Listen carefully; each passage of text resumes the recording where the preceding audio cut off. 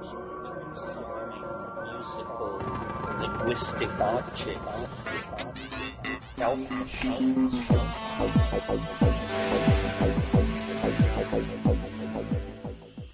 Greetings from Cyberdelic Space. This is Lorenzo, and I'm your host here in the Psychedelic Salon. And first of all, I want to thank everyone who offered to help during my recent computer crash and software problems. And offers came everywhere from Romania to Australia and all points in between.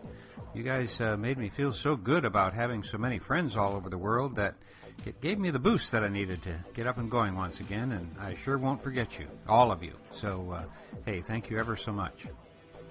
Also, I would like to thank Michael O., who made a very nice donation to the salon, along with our fellow saloners who purchased a copy of my Pay What You Can audiobook, The Genesis Generation, because your donations also go to support my work here in the salon. You not only keep the bills paid around here, you also give me the encouragement to keep on keeping on. Now, the talk I'm going to play today may lack a bit in sound quality, although I've done my best to clean it up. But the talk was recorded on an old cassette recorder under less than optimal conditions by my friend Matt Palenque, who I'm sure you remember from some of my ayahuasca podcasts, in particular numbers 80 and 89.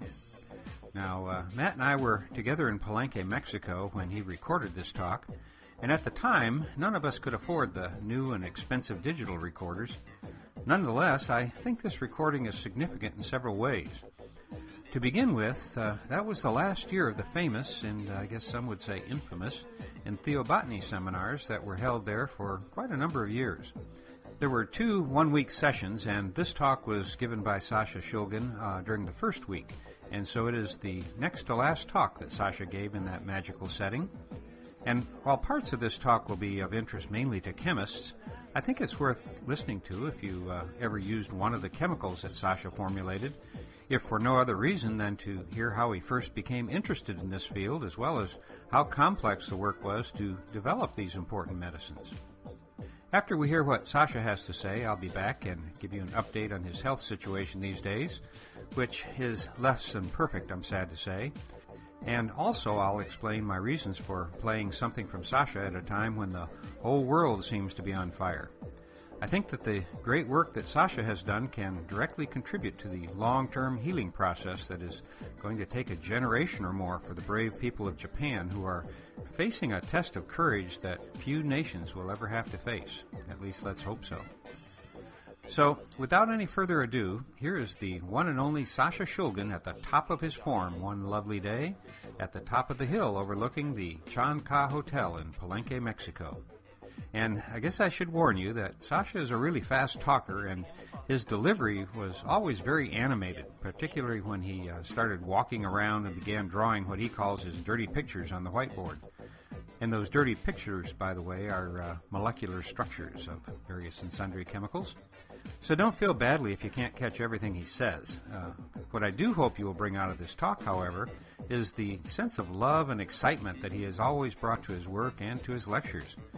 Sadly, there won't be any new talks by this great chemist and dear friend to so many psychonauts around the world, but through you and the people you share these podcasts with, Sasha will never be forgotten.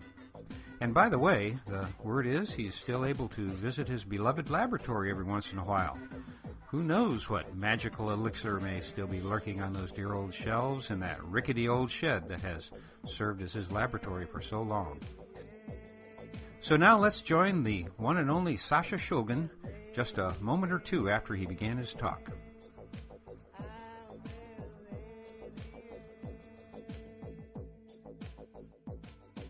In the last few decades, an awful lot has happened. I worked in the lab.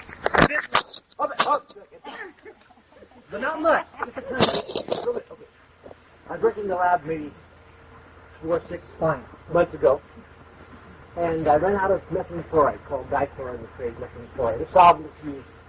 I was first introduced about 1955, 1960, when they discovered they could chlorinate natural gas with a machine as a solvent. It was unknown in the 40s. They used ether for everything. And I was out of it. And we had a little chemical supply house over in the local town known as Concord. called Alpha Chemicals. And so I got on the phone call. I had met the people there before. They're moderately loose, okay people.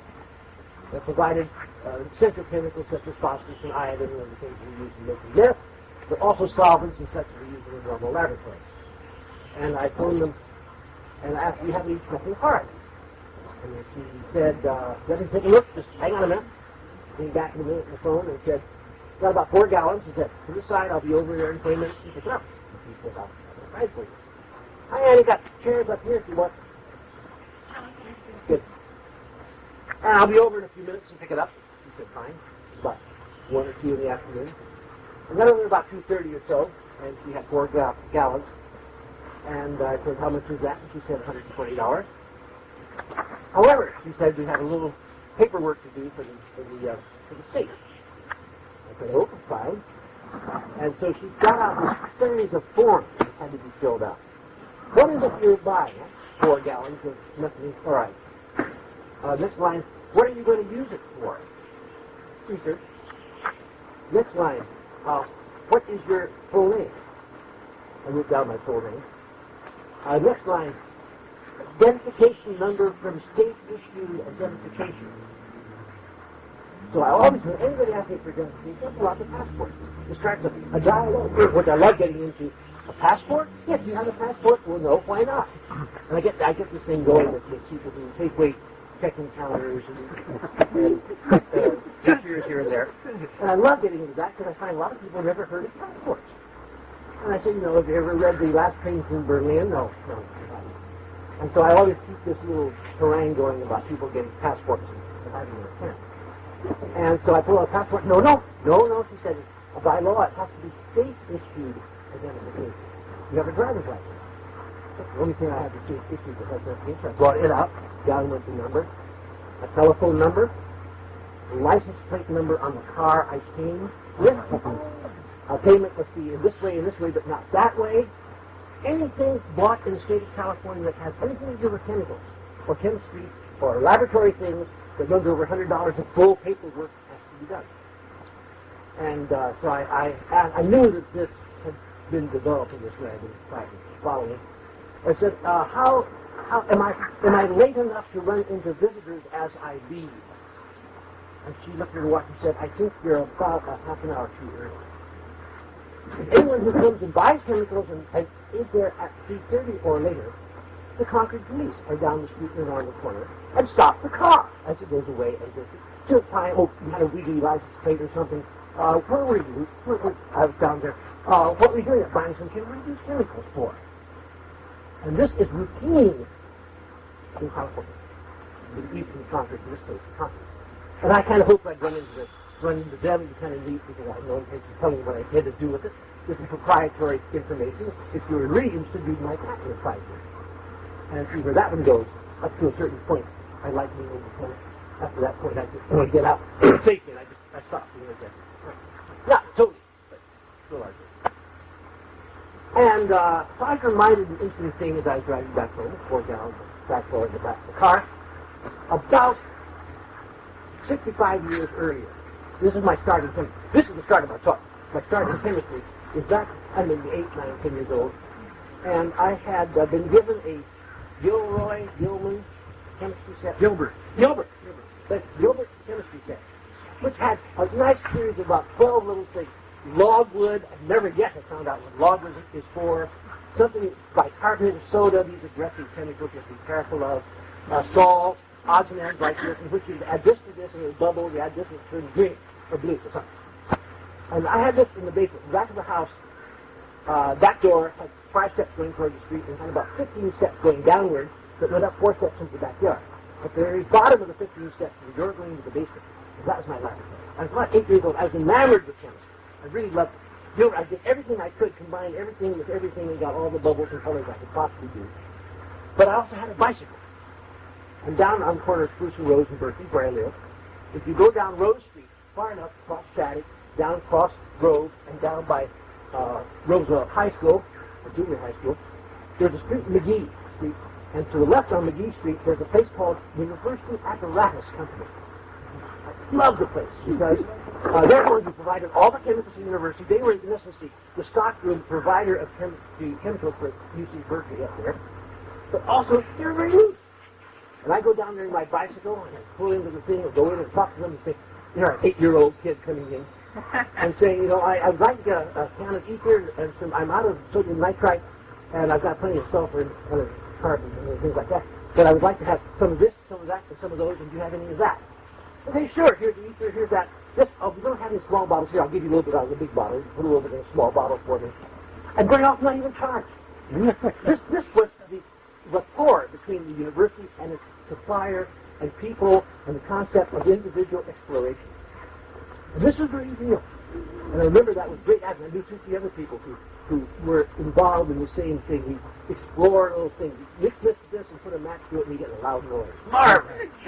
Okay, you add this and this to this and add a little bit of sodium sulfide and you stink out the whole neighborhood. Marvelous! And it's a great sport. And you're blowing up things and people get a cut. You know, get cured from the cut. And this was, remember in high school, I was really exploring. I love physics and chemistry. The physics was what is so washing soda, and chemistry is how do you clean glassware. I mean, that was a sophistication. But we got much further than that. We found they had a gas jet in the physics lab. And I found that they had some weather balloons back in the other area. And we'd get together and fill one of these weather balloons with gas from the gas thing. And tie a long string out with a little bit of kerosene on the string. And take it out in the playground, out behind the thing. And let it there. Our idea was to light the fuse and let the thing go. And watch it go up in the air with the fuse burning and then up in the air. That was our dream. And we had this all thing going, but it never occurred to me that gas was denser than air. And so this thing would go with the fuse lit sideways over against the fence, and then it went off. You got criticized here severely. This was the beginning of chemistry, the idea of mix things and see what comes out. At that time, this was in the 30s. At that time, the only psychedelics that were known at all were mescaline and the component. They didn't have the right structure of it yet. They were on the right direction. Of marijuana, THC of marijuana, and before LSD, before Synthide, before Psilocin, before DMT, all of these. That's pretty much it. I mean, it was a real. And I had no idea what psychedelics was. Oh, that was me.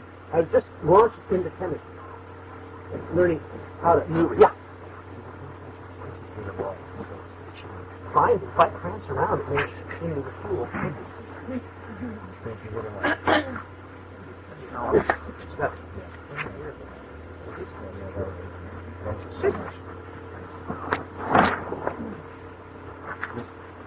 I'll try to stand in one place. It's good for about 10 seconds. It's very long, actually. It is? Very long. Yeah. Modern age. It's easier back in the 30s. They had little crystal sets, so that's another story. In fact, I found that crystal set, you can communicate by means of forged spark coil. Oh, that was marvelous. You take a forged spark coil and go rattle, rattle, rattle with that, and you make a static. And I could communicate with a friend of mine up on Grizzly Peak Boulevard because he had a little crystal set that would make noises because I made things down in Spruce Street. And we'd communicate, we'd buzz, and he'd hear my Morse code, and he'd answer by Morse code about 2 miles. Never really seriously occurred to us that we're messing up every radio in between. It didn't matter. We could communicate. It was a very neatly pre-World War II time in which there was a very great emphasis on human beings and human behavior, humans going on. And that evolved into my stay. I went to school at Harvard in the early 40s. At Berkeley, they had... I'll get to psychedelics eventually. Oh, You're doing wonders. especially, and you're here somewhere good. You have the clock. Could you wave your hand when my time is up? Okay, because I have a table, but... What time does she start? She starts halfway between when I started and 12:30. No. Oh, slide rule. I taught a Berkeley class in Berkeley, also not. Slide rule, I'm just going to calculate the time for you. And I asked the class, as I usually love asking questions, I don't know if they can answer or not. What is a logarithm? And almost everyone in the class brought out from her pocket a calculator. And I said, I don't want to know what the logarithm of a given number is. I want to know what a logarithm is. These guys, no one actually knew. They knew how to do things with logarithms, but they didn't know what a logarithm is. And so I said, that's how a side rule works. Oh my God. Now, one person in the class of 75 undergraduates knew what a side rule was. Everything was calculated. In the old days, when they first went to calc, all they had a K and K or K and E or something hanging from their belt, and they go around there, obviously in engineering. Now they have a little black thing hanging from their belt, and they do electronics on it. And so what I brought in, I had borrowed from a friend a 6-foot-long slide rule, and brought it in, hung it in front of the class, and we had a lecture on logarithms and slide rule the next day. Anyway, what I did, I had at Berkeley, they had a process that was known as Subject A. How many people have been at Berkeley, UC Berkeley? On the campus. On campus, yeah. Well, not in the state. But they had what they call Subject A. You had to pass it to prove you knew the English language and where to put the comma and how to decline a verb. And I knew how to talk, kind of, but I didn't know the fine details. I certainly didn't know the protocol needed to get through this thing, which was to write an essay.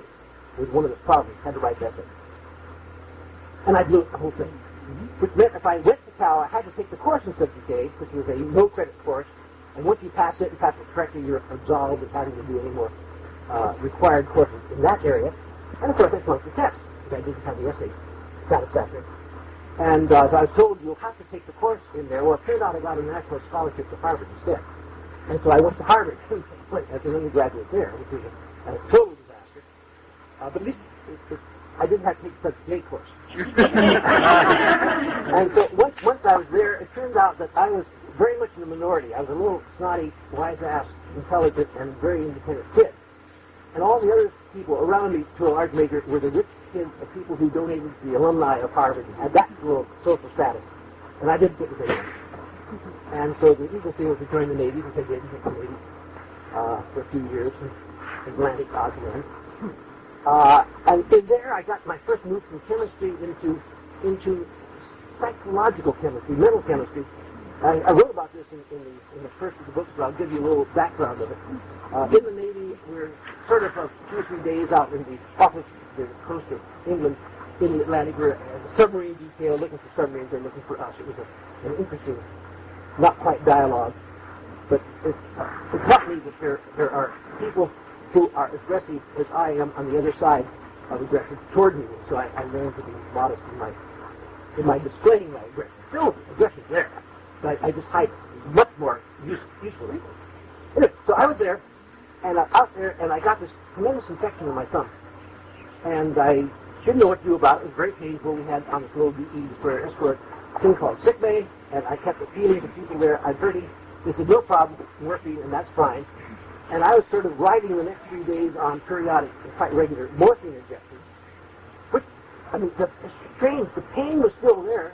I didn't give a shit. It didn't bother me. It's a strange way of putting pain aside. I found that fascinating. Why is it I have a pain and it doesn't hurt? And that got my attention a little bit. And I get a shot of morphine. I could deal cards. I continually played poker down below that time. I'm supposed to be upstairs looking through telescopes to poker set. And then we finally got into Liverpool, and I was being taken off to a military hospital. But the ship right alongside our ship was a British counterpart of the DE, I suppose we called it. It had its own name, about 300 people, 200 feet long, 200 people. And since I was a petty officer, with stripes on one arm but nothing on the hat, I was invited to the petty officer group aboard this British ship, and I got sloppy drunk. And what they were drinking was a mixture of beer and very hard liquor. I forget what it was. But they blend the two together in mixed drinks. In a few hours of that, I wasn't very... That plus the morphine was putting me in a very strange place. And then when I got into, finally took me by ambulance over to some army hospital somewhere. And they looked at this thing, and you got to have surgery on that. And they gave me, at this point, I remember very clearly, a glass of orange juice quite solid water. And I said, they are doping me. You're going to drug me. And I'm not going to, I will take it, I will drink it, I will eat the quite solid. But I'll prove to them I am macho enough not to succumb to their subtle drug games and make me unconscious or something. So I drank the orange juice and ate the solid, and strictly went out. I disappeared. And I came around about 45 minutes later. They had given me phenobar, by the way, some bar as an IV, as an anesthetic, so they could do surgery on my thumb. And I was supposed to come out of that in 3 minutes. I came out of that in half an hour. And so they hoped I was okay. They did not realize my previous drug history of that day had been quite colorful. And I asked, what was the drug you put in that orange juice? But that's not drug, that was sugar. And so that was my big lesson. As if a half teaspoon of sugar could knock me out for a half an hour. I learned what's meant by placebo reaction. It's a very real thing. And that caught my attention in saying there are things that can affect the mind and the mind's behavior and the mind's going on. They cannot easily be explained in terms of chemistry. And so that got me into psychopharmacology of chemistry. Which is kind of neat. I got through that satisfaction. We still have a short run. Got back into, I still at Harvard, went back to Berkeley, took undergraduate work in chemistry, graduate work in biochemistry, and got totally fascinated and combed the literature. So this time, this was in the late 40s. LSD was known, but there's still no DMT, no isocyanacopic DMT. These were unknown materials. But I was intrigued what was known. I perceived mescaline as a priority in the various chemicals that were known in mescaline. I think 1, 2, 3, 4 chemicals are known. Now there are 60 known. At that time there were 4. 1 phenethylamine mescaline, 2nd phenethylamine methylmescaline, and 2 isoprenylene alkaloids. And I was intrigued. Anything that would affect the mind or the mental control of the body. I was intrigued with drugs that were known, for example, Shulgin. At that time had a tremendous reputation of being aphrodisiac. Well, I was not. I had heard of my virginity in England, so I was not totally alien to this type of world. And so I found Shulgin on the shelf of the biochemical laboratory there and swallowed various amounts of it. Vasodilator. Everything goes flaccid, but the flaccid is big, but flaccid big is not hard. And that was not satisfactory for me. So I explored other things that went in the same general area and read what I could in the literature. Somewhere I got into graduate school, and about this time, DMT had been reported as being in plants. I was intrigued by what I could see in that area. A fellow named Stephen Zara in NIMH in Washington synthesized all kinds of neat things that were homologs. He kept injecting himself and injecting his friends, and I was watching this with a great deal of interest and curiosity about what would come out of it. It turned out I subsequently talked to a chemist who had been not a graduate student, sort of a perennial postdoc in his laboratory for a year. So I won't give his name, you might know him. But he had for about 30, 40 years and still functional as a postdoc. And he goes to a laboratory, I'd like to do postdoctorate work, give me a little bit of money, and they say, here's what we're working on. He'll do a tremendously interesting work, learn a lot of chemistry, publish a paper or two, and then go to another laboratory for a year. He's been doing it for 40 years. He's never had a position. He's been a perennial postdoc. He's been retiring now. So he's a postdoc for Sarah back in NIMH for a year. And he told me that Sarah made a number of compounds, but he had a technician who was doing getting the things prepared for microanalysis. And she was more interested in being correct in her own eyes and getting credit for what's going on than actually doing a correct job. She's not totally honest. And the latter compounds that she had made, or she had assayed and evaluated, were actually not the amines that should have been tried, but the amides or the acids from which the amines should have been made and were not supposed to be made. So he told me he read the little notebooks. I never knew anything. I told him I'd like to see them sometime. And said the last 3 compounds that Stephen Sarah reported, don't believe the results. And the results were, on injection, they didn't have any effect. And so I held this in the bench, and I began realizing there's a lot of this injectable things that caught my fancy, but not enough to get me into that aspect of the area. And so I got involved with some very good friends who knew about peyote. This is probably latter part of the 50s. And one dear friend of mine said, I got the mescaline sulfate. Would you like to try it? I said, sure. Good idea. So that was that aspect of virginity lost. Was this mescaline sulfate. I was totally fascinated with the appearance of the molecule. How many people have seen the actual sulfate rather than the hydrochloric? Beautiful. Long needles. Gorgeous. Just gorgeous. The Merck index gives a 6-degree melting point range. It turns out whoever did the original melting had a slightly moist snap on it and melted over 6 degrees.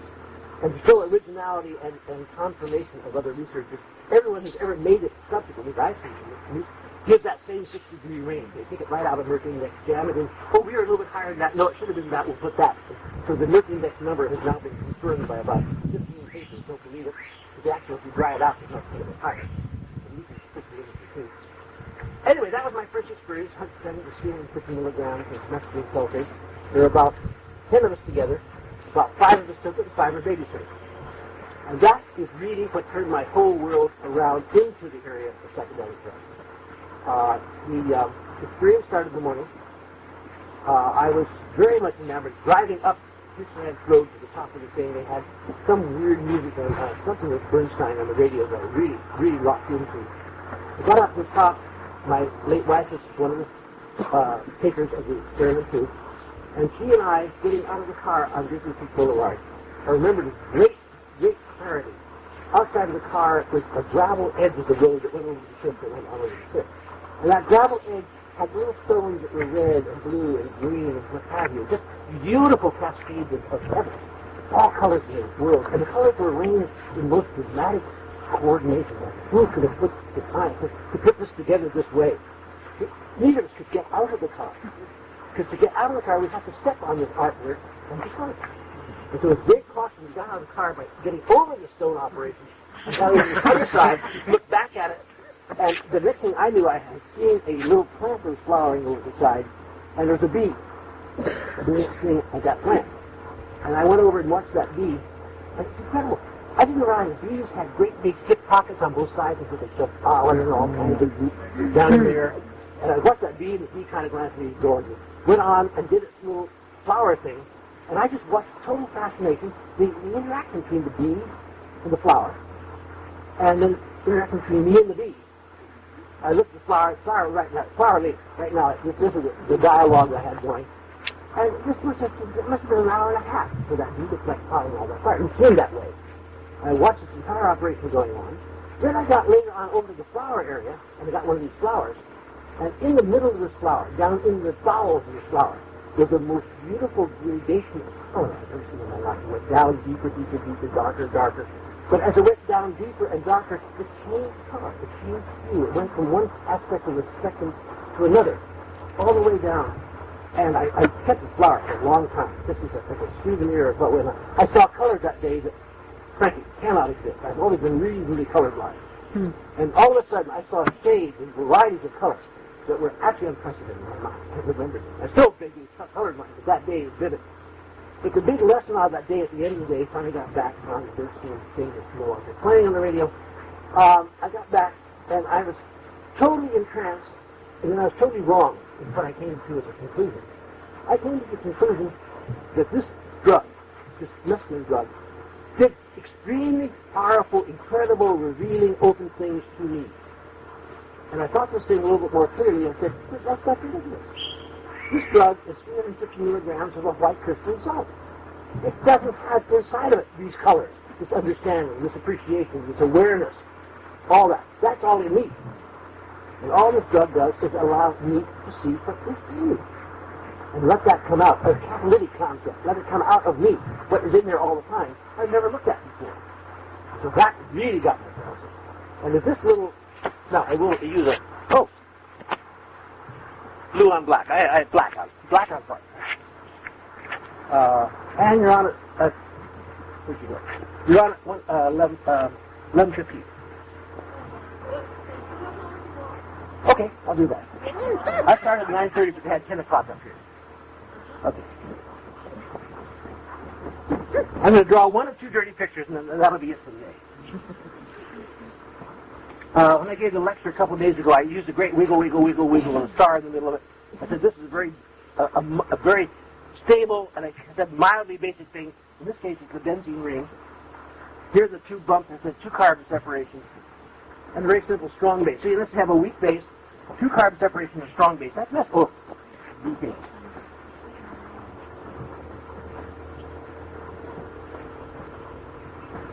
So mescaline is trimethoxyphenethylamine. A very simple molecule, very simple to synthesize. I went off in the lab and synthesized it with no problem. That time I was working in an industrial laboratory. I was a Dow Chemical Company. And I was going to name it. Pardon? Oh, okay.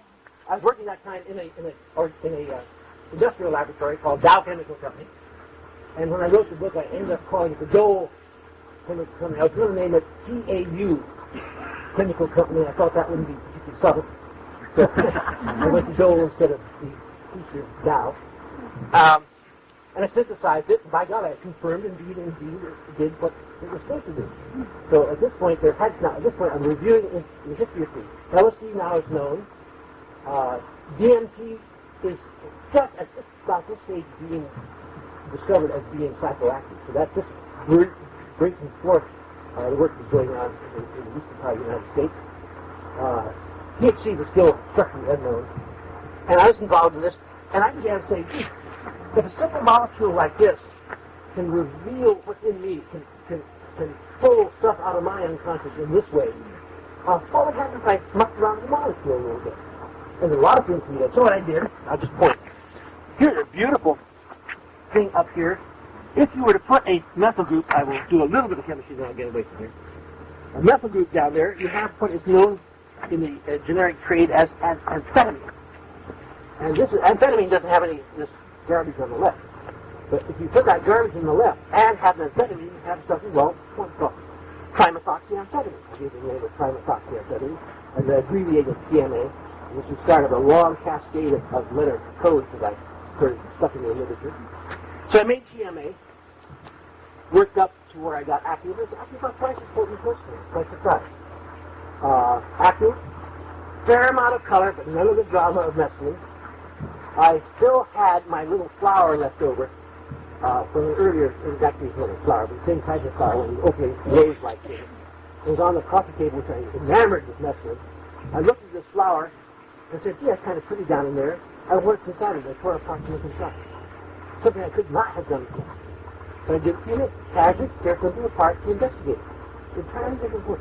In an experiment with several people who knew mescaline, we got into this sort of thing, and a lot of real person markers came out, which is not at all common with mescaline. And music was involved again, but of all things, they had Slaughter on which avenue is it? Slaughter on some... Slaughter on... Fifth Avenue? 10th Avenue. 10th Avenue. Slaughter on one of those avenues in New York, on the radio, which is a very aggressive thing, and it probably kindled in the direction with the group that was doing the experiment. But we ended up not very good friends for a while. There was a strange change from mescaline to this. I said, hey, that's bringing out a whole new bunch of things out of individuals. And so, there was a certain amount of, what's a graceful way of saying anywhere attended this in German? Teutonic enthusiasm. I succumbed to. And so, if one carbon does that, what about 2, 3, 4, 5, 6? And so, I just went down the line, and I went to the lab, and I synthesized 2 carbon compounds, 3 carbon, 4, 5, 6. I was due the 7, but didn't have the starting material, so I jumped to the number 8. So I had a whole cascade of white solids along the line, lower melting points to the right. And I just going to go through all of these and see what other things revealed. So by the time I made the 8th of these things, I had assayed the 2nd of these things, no activity at all. So it suddenly occurred to me, this can't be the end of the line, but it tells me that this is not the direction in which things will develop. So I kept the most active of those, the one is this methyl group there, and and you have 3 things on a hexagon, one end of which is hang a hexagon from a Christmas tree.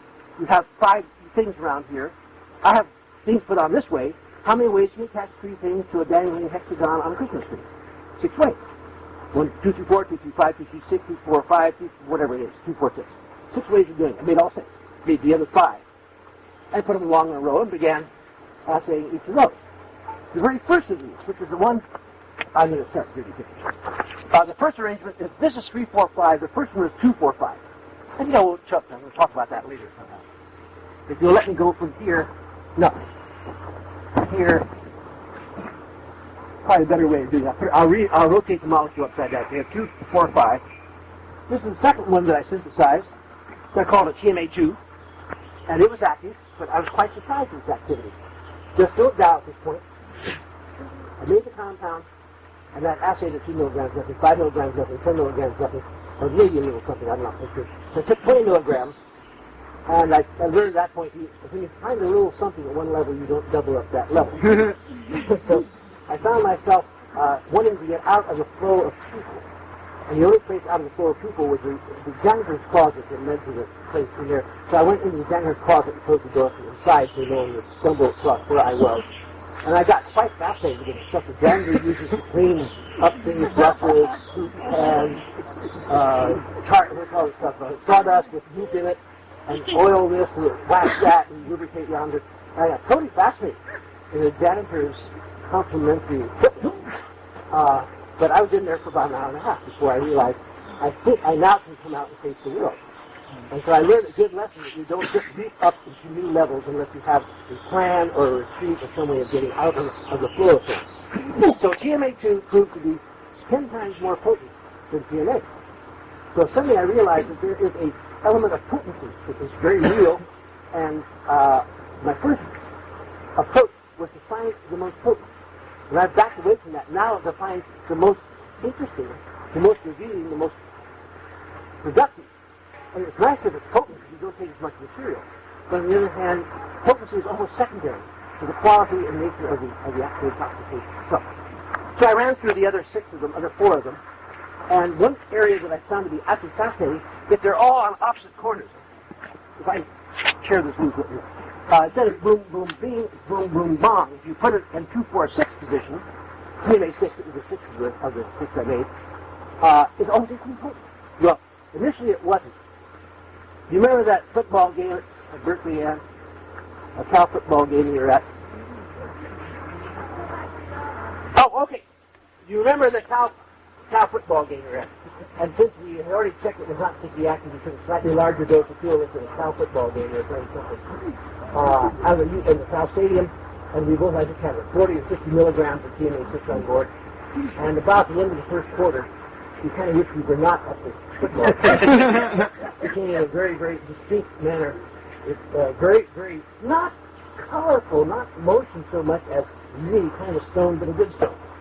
And we got in there, we got through that safely, and we went down to dinner at Springer's down at the University of Berkeley. That was not a good choice. Not completely Texas, but we were not.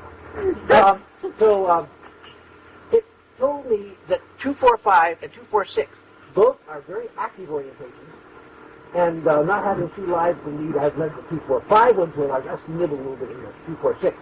But I put all the information in the top. And somewhere along the line, I don't know who it is, some chemist down the line, maybe 10 years over there, perhaps over younger in Switzerland or something, is going to find the 246 and say, hey, these things are just as active. Why not doing the 246? What got done in the 245? And he's going to find a fabulous area, I'm sure, of pharmacology. But for him to find, I'm off into other areas.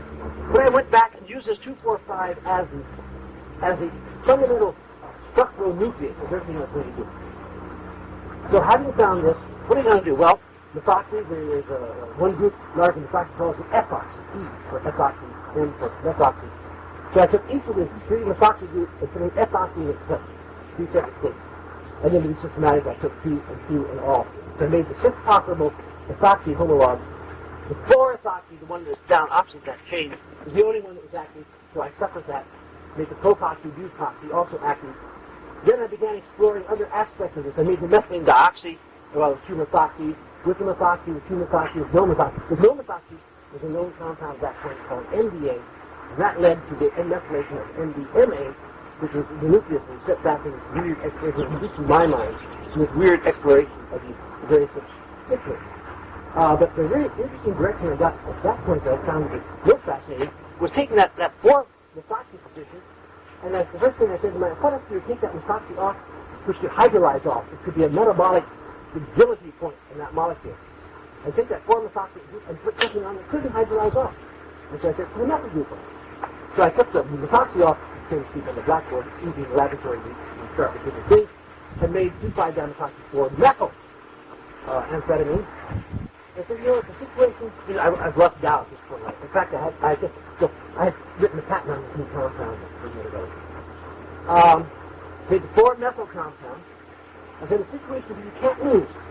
If this material gets to the reactive site, wherever that is in the brain, and goes into that site, in the vacuum, you got yourself a wild psychedelic. If it gets into that site successfully and it's not active, you have something that blocks that site and might keep metal in it. Either way, you've got to win it.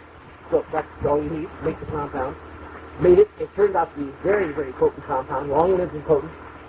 Since I'd taken the oxygen off, I called it desoxy. I put a methyl group on. I put methyl on, so I called it DOM. So desoxymethyl, I made desoxyethyl, desoxypropyl. deal, DLBR, but DLM turned out to be an interesting complication in its own way. I remember I gave a seminar to Johns Hopkins on this sort of thing. I was now, had left out. Gave a seminar at Johns Hopkins and talked about this DLM compound. And I should have been attending to the fact there were a couple of very casually dressed people in the audience, long hair, Haight Ashbury type clothes. I realized later that they were the Haight Ashbury, I think. And they caught the structure of DLM and they were taking scribble notes and they disappeared. And I was over in the Haight Ashbury at that time, and it was 1966, 67. We were talking about that the other day, the Summer of Love. And I was up to medical school trying to learn where the anatomy of the brain was. In medical school, I remember walking through the Haight Ashbury, and I remember very specifically, that day we were having a quiz later today on the circle of Willets. And I was wondering how many entries there were around the little circle of Willets in the brain. That was my memory thing. I was reading the notes. All around me, people were stoned, and what they called STP. And I had no idea what STP was, except it stood for serenity, tranquility, and placidity. No one could say placidity, so it came out to be serenity, tranquility, and peace. And in the local jargon, it became stop the police, and in the police jargon, it became too stupid to puke. You had this general thing of everywhere. And what had kind of happened, apparently someone had gotten my lecture of it and knew it was a very potent compound. And made it up, but of all things, since they must have tried it themselves, they made it up not in 5 milligram tablets, which would be a good level. So 5 milligrams is quite enough if you're into it for quite a while. They made it up in 20 milligram tablets. Because they had tried it and they found out it didn't come on very fast. And so people were told it's kind of like LSD. They take a 20 milligram tablet, and an hour later not much is happening. They could take another tablet. You had people coming in to Haight Ashbury clinic with 40 milligrams on board. And something with 5 milligrams is quite adequate. And so it got a very bad reputation very quickly, very rapid, and they didn't know what it was. I was asked, what is this thing? I have no idea. It took me 6 months to uncover that really did. It was Redstone. It connected SCC to my DOM some years earlier.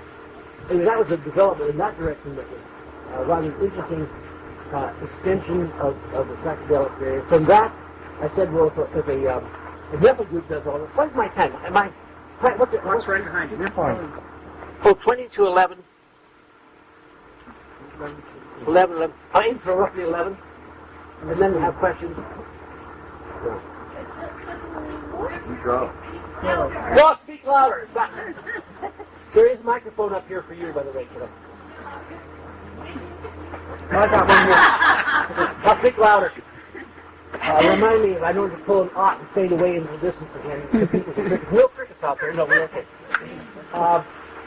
So I said, if a great big group like a methyl group gets on there and it makes them last a long time and they can't metabolize off, what about putting other things on there that won't metabolize off? What happens? So I put a fluorine, a chlorine, a bromine, and an iodine. Fluorine, not interesting. Chlorine, not interesting. Bromine, interesting. So at the field M, I called it DOB, and found a fascinating compound out of it. Again, it takes a few hours to come on. It lasts for the rest of the day and into the next morning. And you are finally filtering off maybe 24 hours later. We did some fascinating work at Berkeley. At this point, I had already resolved my relationship with industry, resolved my relationship with medical school, and completed what I wanted to do at medical school, and I got involved with the nuclear medicine crowd over at Berkeley, which was marvelous. They had equipment you could not imagine, something you couldn't afford to buy. Cyclotrons, gamma scanners, all this beautiful stuff. And I worked with people who had the keys to everything. And we just did whatever we wanted to do. It was absolutely delightful. So we did. We went up cyclotron and made some bromine 82 and put bromine 82 in the DOB and put the DOB in the arm to see what happens. You lay down on a scanner. It's a little bed that moves along across the room. Under the bed is a battery of gamma detectors. There are about 50 or so gamma detectors. And as the bed moves over the top, it's as if the gamma detector is moving up the body. And on the screen over there, down would come the what we call the horizontal things on the screen, and it would show where the gamma detector is seeing. You see an outline of the body. And then up to the bed again, do it again, and again, another outline of the body. About every minute, get an outline of the body. When you're all done, you photograph these, you run it as time-lapse photography, and see the dynamics of that chemical, that radioisotope going into the body. That is what. You put it in there, stand over there. First thing, of course, a little sloppy injection, a little bit of radioactivity around here. You can see the bladder grow from a ping pong ball to a cantaloupe over a couple of hours because the radiochemicals being collected in the bladder. You knew that was. And in the body, about 4 or 5% of radiation went into the lungs, but not the brain. Totally fascinating. The action of this, the activity of this thing is in the lungs. The lungs have a lot of neurons in it. So you want all these things to know that psychedelics turn on mental process brain. By the spleen maybe, but not the lung. But anyway, it went into the lung, and then after about an hour, hour and a half, the lung level began dropping down, but the brain level started up. And apparently something that's going in the lung is probably the second best metabolizer in the body, next to the liver. And apparently the lung is converting this thing into something else. It still carries the radioactive proton, but into the brain, and then it's when you begin to turn on. So the lung is sort of in so the lung is clearly producing treating the global compounds of prodrug as being metabolized to something that goes into the brain, and that is the active material. And this has been a book trying to isolate it, and we've never found it, but it is.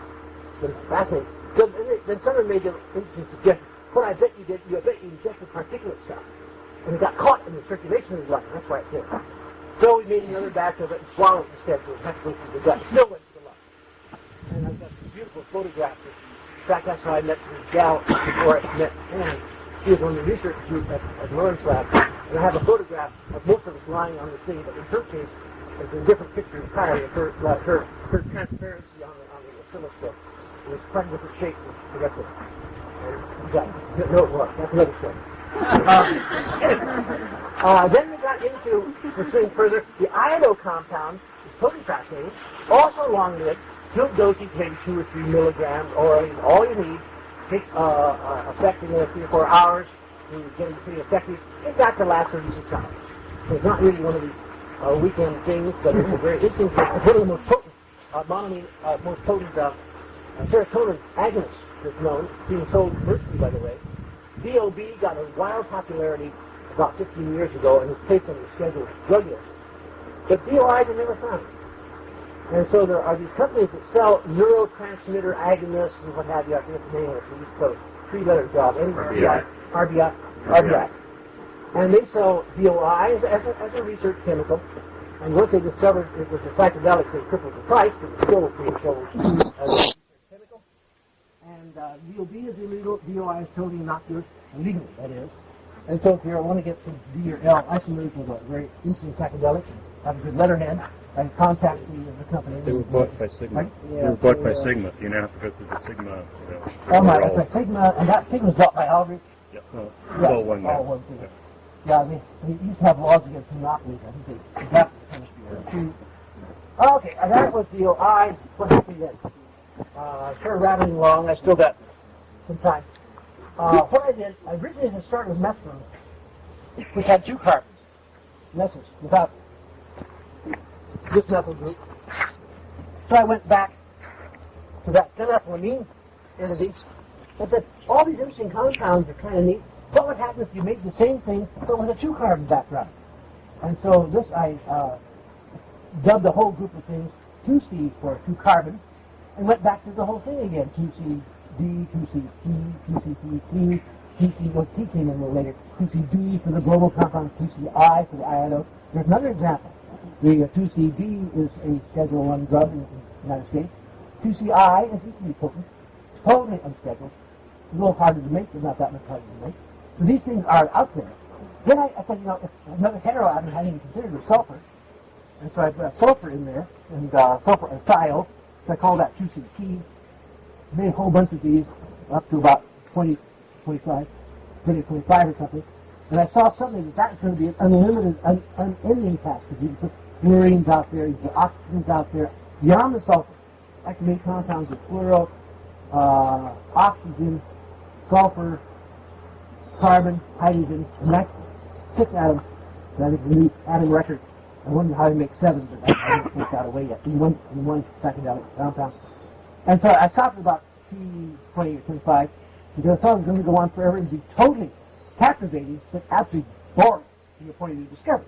All new compounds have been be active, but not new structures. So I sort of abandoned the T thing and went to the other half of the coin, which is the tryptamines, which had not been well explored. This is here. One more dirty picture.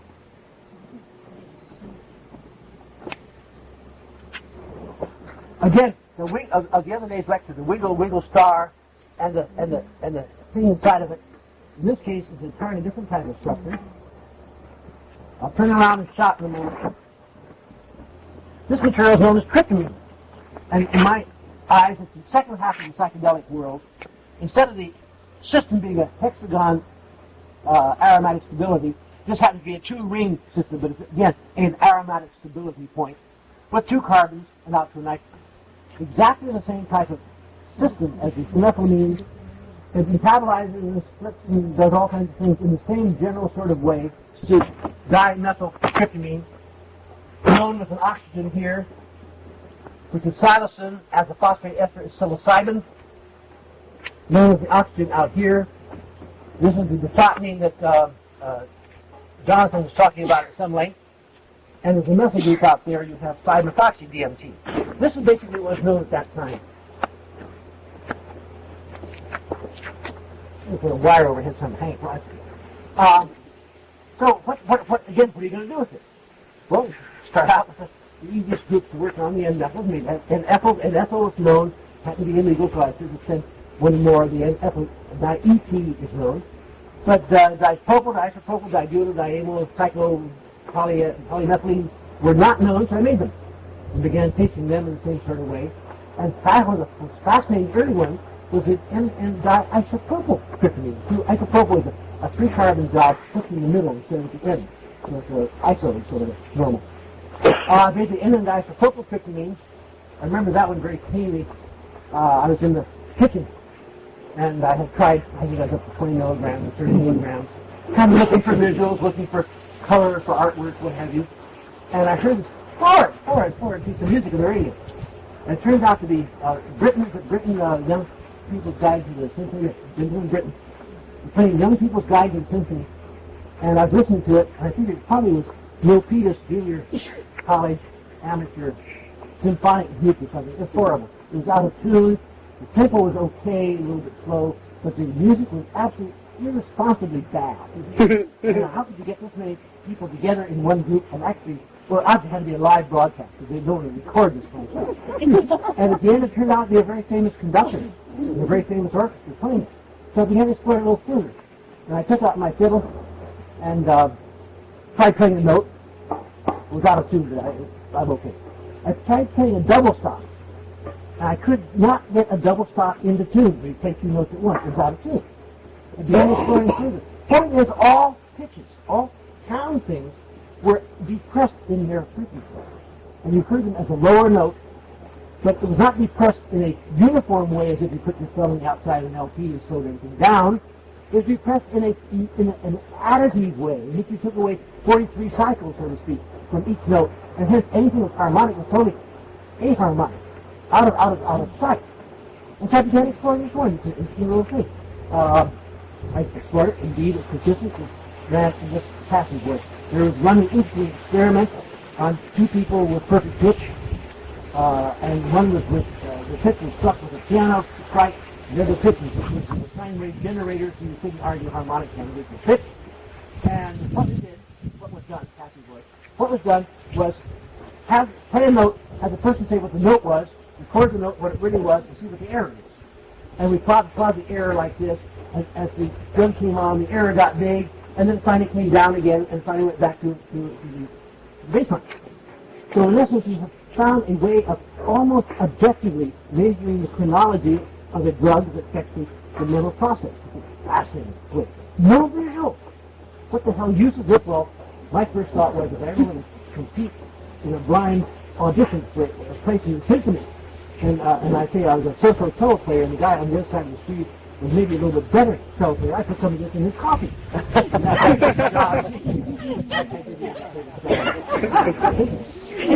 Funny is, this stands out as being a material that affects the auditory.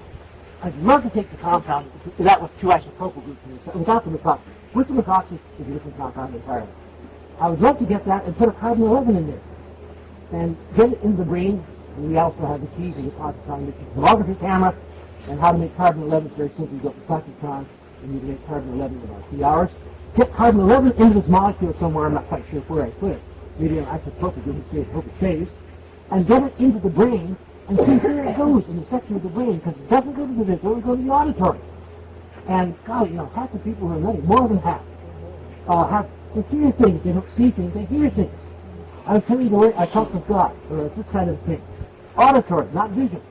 And so maybe you could find between people who are normals and people who are schizophrenic a thing that could use this as a code for determining the localization of the auditory distortions that are sometimes a symptom of mental illness. Never done it. Still like to do it someday. Pursue it on. The methoxy, the hydroxy group in that fourth position, the psilocin thing, I've always been intrigued by it. Psilocybin, psilocin, everyone's talked about this in the mushroom world. And in animals, psilocybin, which has a great big horrible water-soluble hydrophilic group on the oxygen, and out here is a very hydrophilic ammonium ion at the end of the chain, ammonium ion, forms a thing that is very water-soluble, but in the body of animals at least, it's found that that big phosphate group comes ripping right off, and what's left is a hydroxy and active indole, and is the active material, certainly active in man, it's very connected to the same activity as psilocybin. And just about 3, 4, 5, 6, 8 months ago, a work was done looking that shows that in man, that phosphate comes off, and the active material is silent. Someone asked me the other day about the stability of the alcohol solution of psilocybin. I said quite casually it would be quite stable. And the reason is because methanol in alcohol is very often used for extraction of psilocybin from mushrooms. It's a water-soluble extract of beautiful white crystal solids. The free phenol, the free indole, turns blue quite easily. You may keep it in the cold, in the dark, under inert atmosphere, and it still discolors quite rapidly. As a solid fluid, it's quite stable. So I made some of those. I made groups out in my 5 position.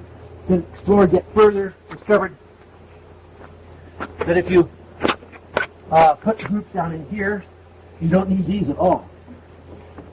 Made materials such as methyl group here. In fact, this compound is an interesting one. This, rather than the 5-methoxy alpha-methyltryptamine, I took advantage. I will draw one more dirty picture. Please put up with it. This is the structure of serotonin, which is one of the major transmitters, neurotransmitters and functional of the brain, the serotonin thing. And so I said, why? Serotonin, and everyone talks about this. Serotonin is kind of neat because everyone talks about it being the thing that is important in the brain, the thing, the axons of which are chewed up by MDMA in animals, and the thing that might possibly contribute to human troubles with excessive MDMA use. And this has never been established in man, but it's certainly a real possibility. And if you put serotonin into the bloodstream, none of it gets in the brain. It doesn't get in the brain because it's got a great big polar group at the right-hand end, nitrogen, which is hydrolyzed off quite readily by the monoamine oxidases. And it's got a great big polar OH group at the other end of the brain that's water-soluble. It doesn't like to go through blood-brain barriers and such. And so I said, why not make this compound so it will go through the blood-brain barrier? So, whereas phenethylamine is deaminated, with a methyl group there, it will not be deaminated anymore. So this protects it from enzymatic destruction. Then in place of the hydroxy group, I put a methoxy group on it, which makes it suddenly not polar and should go through the brain okay with that. So I named this compound alpha-O-dimethylserotonin, DMS, and went at it with some caution, and discovered that it was extraordinarily potent at 2 or 3 milligrams, taken orally into the brain. So this is a very interesting compound. Explored it quite a bit. I had, most people had, at least in our first trial, almost everyone in our research group had rather vivid nightmares, not very nice nightmares. Buildings falling down, cracks opening the earth, people falling into chasms, diversions. Bad. In my case, I had a very marvelous nightmare in which an adventure and everyone died. But it was a neat one. I mean, it was an exciting day for everyone. It was a... Were all of you in California having these cracks? Oh, most in San Francisco. Of course. That's what people were. My memory of mine, when I got that nightmare, I said, that was very... and after I woke up, with the dream, a very vivid dream. What? I said, don't worry, I'll write it up later. And I did. And about 10 or 15 years later, I said, the time has come to write up that note here. I remember every detail of it for 15 years with no notes. And I wrote a chapter in the second book called, the Pants Off. No, that was Hands off. Pants Off was my slang name for it. For Pansophistry. That's a church of Pansophistry or Pants Off. Originally my notes were called Bare Ass, but that's because Pants Off. Anyway, I wrote that thing up, and everyone died at the end of the little scene, but it was a fun thing to reconstruct out of memory from a dream. I don't remember dreams at all. But 15 years later, that dream is still so good. It was totally written for a movie, or entries here, entries there, people coming in, people going out, dialogue. I found it absolutely fascinating topic. Anyway, made those, alpha group, another little area that's not been explored at all. If you put a methyl group down in here, you block it from monoamine oxidase inhibition, so things become orally active. Acetyl groups down in here come off very readily and serve as unstable organ intermediates. What else have I done in the 15 area? Put a lot of the same stuff together in Tikal. It's not as extensive a collection of compounds as in Tikal. On the other hand, I haven't done much work with it. I think in many ways, the generality, phenethylamines, there are people who love the phenethylamines and don't carry that much to the tryptamines. Vice versa, people who love the tryptamines, it's really the area to go, and phenethylamines are kind of dull. To me, phenethylamines, rather than being dull, are warm, earth-like, pale, brown, friendly things without a great deal of drama and trauma. To me, tryptamines are vital, moving, dramatic things without the warm, earth-like components. So I find them both to be very interesting, but quite different in the nature of their general qualitative nature. Okay, where am I? Why am I here? Who am I? Why am I here? Man as vice president with the guy with big ears from Texas. George Bush the second. Ross Perot. Yeah. Who was his vice president? Was it general or an admiral? Admiral Stockdale. Stockdale. He's the one who started this, who am I, why am I here? Yeah. Beautiful TV introduction. and no one got a valid answer to that. I happen to know the person. He's a member of the crowd in San Francisco. He is relatively dull, even in real life. Serotonin. What else is here? I've done not a great deal outside of the area, made a few analogs of PCP. Never played with ketamine at all. THC is now known. I had an interesting thing with THC. This is a non-nicotinous component of marijuana. I think some of you have heard of the drug. It's not actually explored. I was in a very interesting situation, time-wise. 3 minutes. You're going to be on through. I was when I was still at Dow. Had a very interesting visit concerning marijuana. Some people came out and they drew on a blackboard thing called Adam's 9-carbon compound. It's an analog of THC, and they drew a cascade of reactions on this side on the blackboard. These people I learned this from Edward Arsenal, which is the chemical warfare crowd of the Army, and they drew a bunch of structures on this side, but the compound that was the summation of these two lines of reasoning could not be drawn because they could not admit they were interested in it because it's classified and they didn't want to violate classification.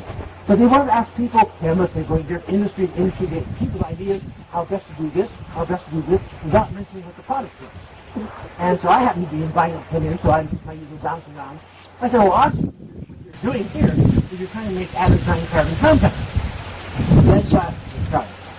Like all the structures is even alone, but they knew what I was talking about. I said, well, you can't just make that. Because you're introducing new chiral centers, and you've got 8 different isotopes can be made, isomers can be made. You've got to make all 8 isomers and compare one with the other. So it's better to put a nitrogen molecule when you have an alkaloid, you'll get your active component without having to worry about that. Then so I was after leave in a nice way. I got out, the conversation went on. About a month later, my father was left a widower. It was my mother's death, me and my ex-wife and my son and I went on a trip over to Europe to spend a year in France. And as we were going through the Caribbean, over near Trinidad, I got a knocking on the door. There was a cabin about 4th deck down, no outside light at all. And the radio man, who became quite cozy later, said, I got a weird message for you, a radio message from RCD Little Company, an outfit in Boston, near Boston. And he gave it to me, and here was this argument. Please, when you get to Trinidad, give us a phone call. Our number is such and such, reverse call. Okay, I went back to bed. About 5 minutes later, I got another knock on the door. Again, the radio man. I got another message. It's exactly the same. Don't bother with it. It's the same thing. Just send in duplicate. Thank you. I went back to bed. Next day, we phoned in Trinidad, and I got into a phone booth and called this number in Massachusetts, Archie Little, and they said, we're very interested in some comment you made to some people we are doing contract work with about putting nitrogen into tetrahydrocannabinol as the active component of marijuana, and maybe making an alkaloid out of it. I believe the nitrogen position you mentioned was such and such. And I said, yeah, that was it. I said, how would you make that compound? I said, I'd go to the literature and see how parallel things are made and write it out from that. Well, I said, you're going to be landing in London in about 7 days and 24 hours or 23 minutes or something. They knew exactly when it was going to be there. When you get there, would you please express mail to us from such and such your entire synthetic plans for this particular alkaloid thing, and we'll appreciate getting them at that time because we have to file our patent within another 24 hours. So here I am on the Tucson, a big P&O line, I think it doesn't exist anymore, passenger ship, going across the Atlantic. The only library I have access to is the library up in the passengers library, which has an old copy of Thesaurus and not much else. And here I'm supposed to write a several-page synthetic process for synthesizing an alkaloid analog of THC. So I sort of retired and went back into photographic memory and pulled stuff out of the German literature on these cyclizations, and I wrote out about a 10 or 12-page plan and got into England, there wasn't email at the time, from the fast mail, over from England to Massachusetts. They got it just in time. They filed for the patent. The patent was issued finally to Bristol, I think the Bristol Myers or Bristol something laboratory. And when I got back, I was given $1 for having been an author on a patent. At that time, you didn't share the rewards of the patent. You got $1 for having been employed and contributed a patent. And it turned out you always had a little deal with the patent officer in the company, and you flip a coin, and if it came heads, he took your $1. If it came tails, he paid max $1, you got $2. You either had $0 or $2 for every patent you got in the industry at that time. And the thing actually went ahead into about phase 2 with the big company in Chicago, Allied or something close to Allied Pharmaceuticals. And it got to phase 2 and never went anywhere beyond that. An interesting compound, but it was an amalgamation of alkaloid and THC, which I was totally enamored with, and it was not a very interesting combination. And in general, I found if you have an interesting compound and another interesting compound, you try to bring them together and make a bigger, twice as interesting compound, it's dull show. It sort of falls apart, and nothing. You stick with what you've got and modify it in little increments and play with it. And it is the hour, and open for questions, and when I'm done, Ann will come up and brief while you. Thank you.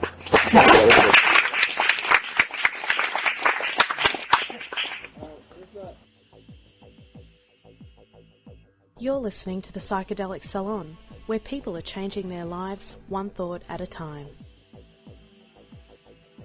And unfortunately, Matt's tape ran out, and so we don't have that question and answer session. But I have to admit that listening to this talk again after having first heard it 10 years ago in that big open-air conference room at the top of the hill overlooking the Chanka Hotel, well, it sure brought me right back to those wonderful days in Palenque. I guess that the one feature of those conferences I enjoyed most was that for a week everyone lived together in cabins in a little village-like setting, and all of our meals were shared in the hotel's open-air dining room up above the pool, where some of the talks were held at the bottom of the pool. And that meant that there was always a lot of interaction between the attendees and the presenters. I guess it was a day or so after the talk we just heard that there was an afternoon session at the foot of the pool that I decided to skip and do, what shall I say, some personal explorations. So I was sitting at the little outdoor seating area just off the dining room and looking down on the pool where the lecture was going on when a hummingbird that was working its way from one flower to the next on the big banana trees planted just below where I was sitting, well, it came and began to examine me up close. It was a really spectacular experience that lasted for several minutes with that beautiful bird just a few inches away from my face. It was a magical moment indeed. But as soon as the bird flew away and went back to the flowers, I heard Sasha's voice behind me saying, "You must be giving off some very good vibrations. What are you on?" And then he sat down next to me, and for the next hour or so, we talked about how similar his experiences in the Navy were during World War II to mine during the American War in Vietnam. And we talked about other things as well, but not about chemistry, mainly because I don't remember a thing from my chemistry courses in college, and I didn't think I could fake it with him. But as soon as the talk down below us finished, it was like Sasha was this powerful magnet, because before long, dozens of our friends joined us, and the talk immediately shifted to chemistry. With us that year were several world-class chemists, some of whose tasty treats I'm sure that many of our fellow saloners have now enjoyed.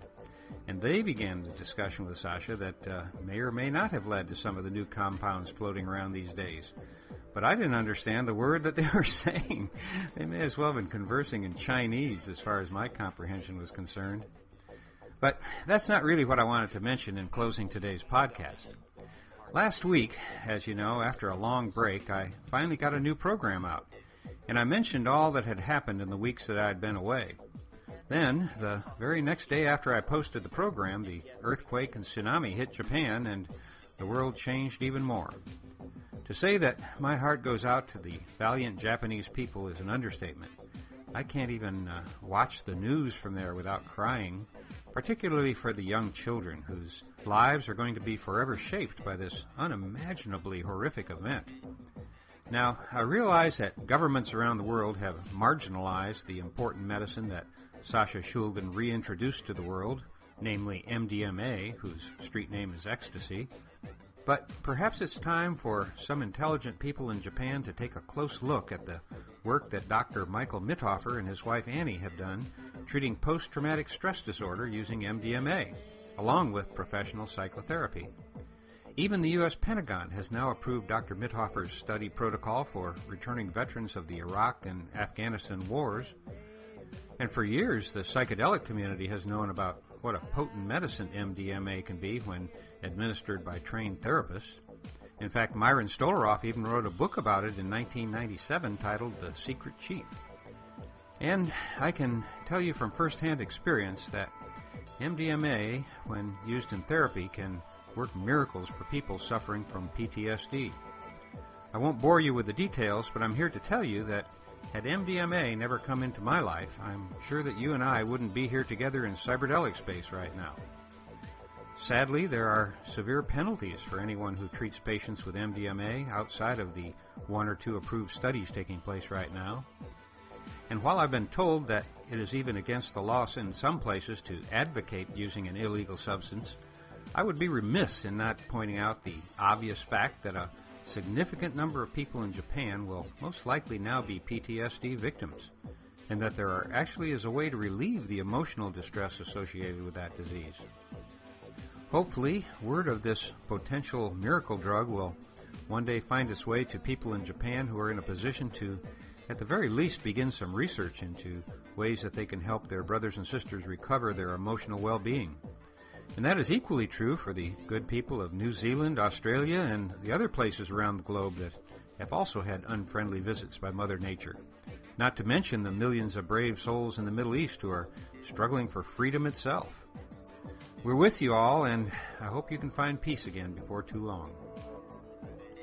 Now, I'll close with just a quick word about Sasha's health. And the best place to keep up with his current situation is through their Facebook page, where Ann Shulgin is posting some long and very beautifully written posts. And here's the beginning of her most recent one, which was on the 10th of March, 2011. Ann begins, "Now, as to Sasha's state of brain and mind, as you know, he has mild dementia, which is the reason we have round-the-clock care. For a couple of years, he was taking 2 drugs I don't want to try to pronounce badly. They are ARICEPT and NAMENDA. They look easy to say, but I couldn't do it. Anyway, she goes on, which may or may not have helped slow the process, but which obviously weren't doing much of anything recently. Our new doctor, Paul Abramson, decided to take him off those and put him on Hydrogene, Albert Hoffman's compound. That was about 3 weeks ago. I didn't expect any obvious results, and of course one never knows if a state of dementia is being slowed down. I mean, how would you tell? So when Dee, one of our miraculous Tibetan women, told me that Sasha was suddenly doing certain little things, like feeding himself, which he hadn't been doing before. I said, "What? He is?" or something like that, and she listed a few other things that he was doing better, all of which was astonishing. Clearly, the hydrogene has been changing things. He takes it 3 times a day.